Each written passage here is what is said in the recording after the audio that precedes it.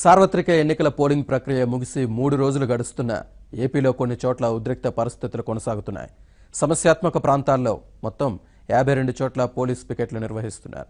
రాయలసీమ జిల్లాలతో పాటు గుంటూరు జిల్లా పల్నాడు ప్రాంతంలోని పలు గ్రామాల్లో పికెట్లు కొనసాగుతున్నాయి.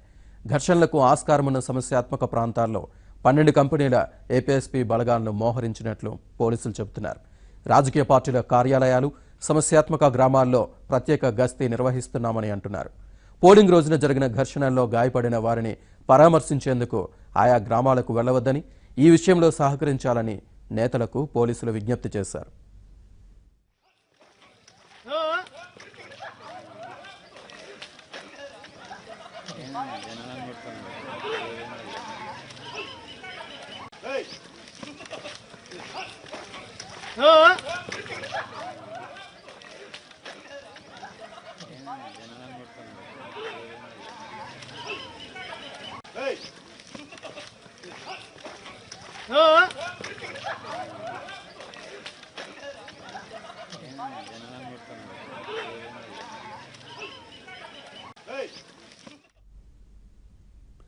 ఎన్నికల సమయంలో తమకు వ్యతిరేకంగా నిలిచిన వారిపై దాడులకు తెగబడుతున్నారు వైసీపీ నేతలు. పోలింగ్ రోజు టీడీపీ నేతలపై దాడులు చేసిన నాయకులు ఇప్పుడు మళ్లీ వారిని టార్గెట్ చేశారు. నెల్లూరు జిల్లాలో ఎమ్మెల్యే కోటమిరెడ్డి శ్రీధర్ రెడ్డి రెచ్చిపోయారు. ఎన్నికలకి ముందు కోటమిరెడ్డి శ్రీధర్ రెడ్డి ఆయన అనుచరులు టీడీపీ నేతల్ని తమ పార్టీలో చేరాలని ఒత్తిడి తీసుకొచ్చారు. కాదంటే తమ పార్టీకి ఓట్లు వచ్చేలా చూడాలని హెచ్చరించారు. అయితే ఆ హెచ్చరికలను టీడీపీ నేతలు పట్టించుకోలేదు. దీంతో ఇప్పుడు వారందరిపై దాడులకు తెగబడుతున్నారు.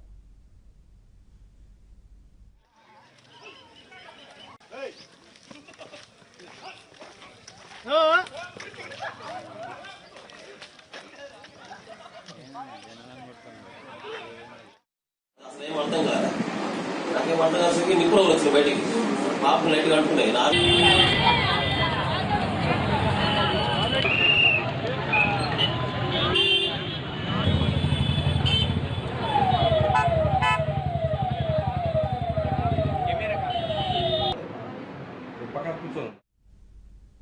పోలింగ్ జరిగిన మర్నాడే వైసీపీ రూరల్ కార్యాలయం పక్కనే ఉండే సూపర్ మార్కెట్ యజమానిని చితకబాదారు.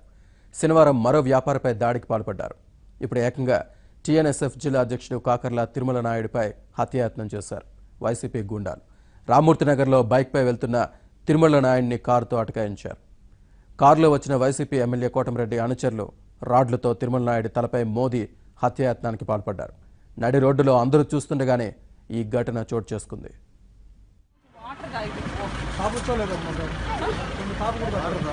చాలా అయిపోయింది. ఒక్క నిమిషం నేను మా బాబు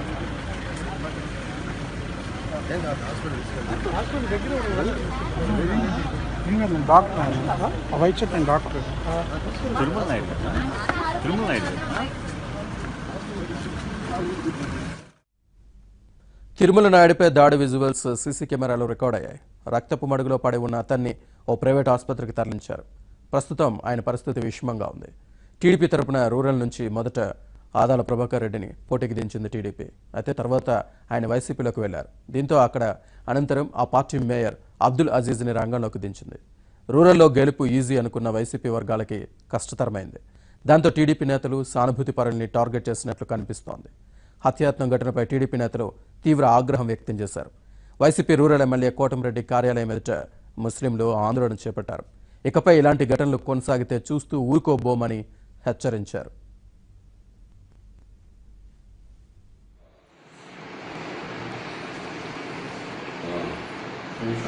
ఒకసారి మన బ్యాగ్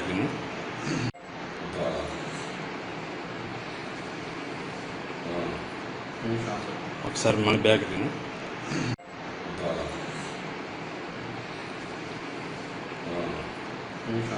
ఒకసారి మన బ్యాగ్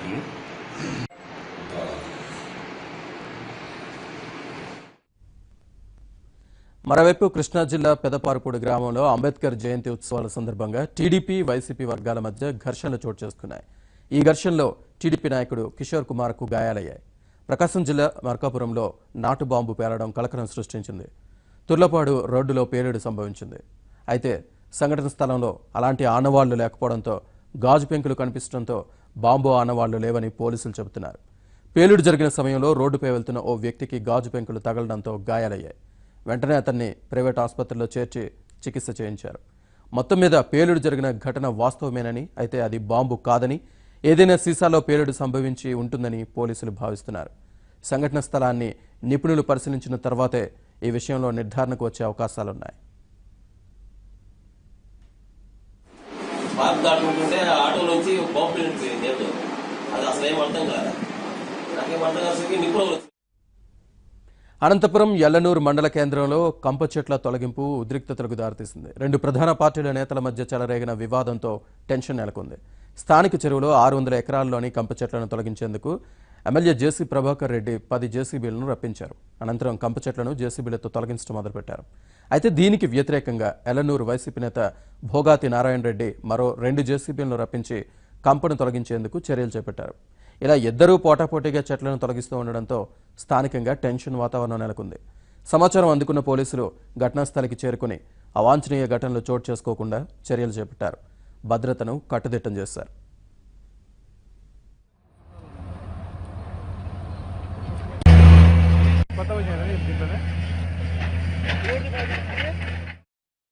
అనంతపురంలో ఉద్రిక్తతలపై మరింత సమాచారాన్ని మా ప్రతినిధి అక్బర్ అందిస్తారు.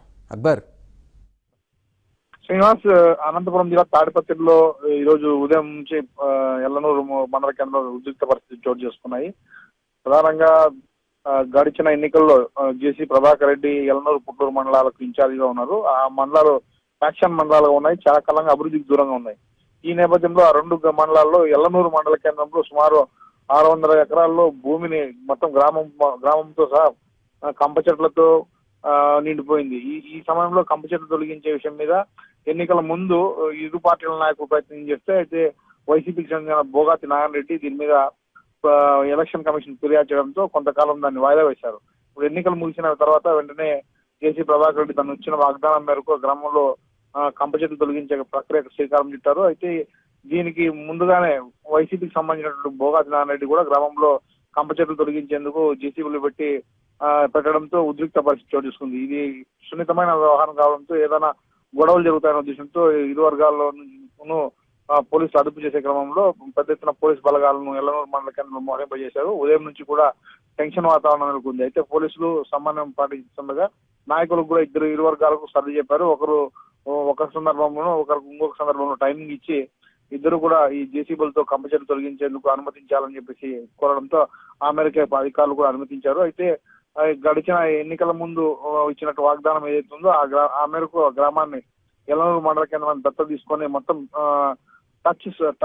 స్పర్శ సమస్య ద్వారా తాము అభివృద్ధి చేస్తామని చెప్పేసి జేసీ ప్రభాకర్ చెప్తున్నారు. ఈ వచ్చే ఎన్నికల్లో స్థానిక సంస్థల ఎన్నికల్లో కూడా ఈ ఖచ్చితంగా చదువురులైన అభ్యర్థులను పెట్టి ఈ యల్లనూరు పుట్లూరు మండలాలను కైవసం చేసుకుంటామని చెప్తాను. గతం నుంచి కూడా ఈ 2 మండలాలు కూడా వైసీపీకి అనుకూలంగా ఉన్నాయి. మరోవైపు భోగాతి నారాయణ రెడ్డి ఈయన జేసీకి దగ్గరగా ఉండే అనుచరుడుగా ఉండేవాడు. ఈ మధ్య ఎన్నికల ముందు ఆయన వైసీపీ పార్టీకి వెళ్ళిపోయారు. దీంతో ఇరు వర్గాల మధ్య కొంత ఘర్షణ వాతావరణం చోటు చేసుకుంది.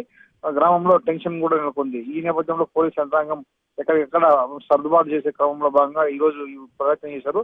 యల్లనూరు మండల కేంద్రంలో పెద్ద ఎత్తున మొలిచిన కంప చెట్లు సర్కారీ తుమ్మతో తొలగించే ప్రక్రియ ప్రస్తుతం సజావుగా కొనసాగుతోంది. శ్రీనివాస్.